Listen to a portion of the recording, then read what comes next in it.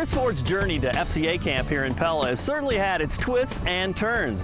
It all started with a near-death experience a couple years ago, and then a call to action from God himself. I knew God had a message for me to use my life for something, and I used my football background and wanted to get back into coaching football. That involved going to North Lawndale High School. It's an inner-city program in Chicago, and giving back my football skills to the kids.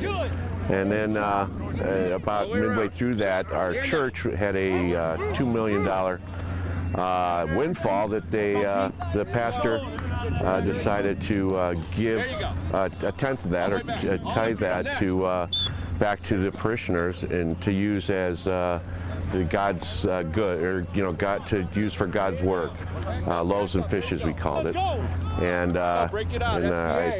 we prayed about that, what we were going to use it for, my wife and I. And I said, we've got this coaching thing going on in the inner city, and what better way than to use my FCA experience I got in high school and from my coaches and give back to the kids of North Lawndale. It's making a difference at North Lawndale High School. Ford leads a team FCA Bible study. He's plugged in as an assistant coach, of course, and even 2 players are here for FCA camp. It's like a life changer, because it's like I never knew about this FCA camp, FCA at all, and I was into God, so like it's just a good thing to have a coach that's into God too. So yeah, that's the better thing about it. How receptive have the guys been overall, to say, hey, here's our guy who's coaching linebackers and is plugged in, wants to build relationships too? Yeah, it's a great thing that having a coach that, be able to have a relationship with God, that's just the main thing, a coach that got a relationship with God and understands like whatever we go through, especially in the community we live in. I know that he's a great man. He got me involved with FCA, and he brought me out here to Iowa this week.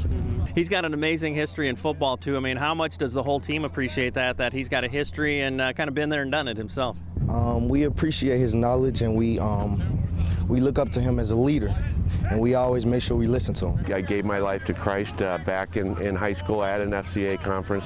I knew God was speaking to me. He was telling me that this could be a way to reach out to young men and show them what God has a plan for them, just as God had a plan for me. We do breakfasts every other week at school, and I like to cook waffles because that kind of brings the smell of the kids come in, and they go, what's that cooking? And I say, hey, it's waffles, but we've got something else cooking.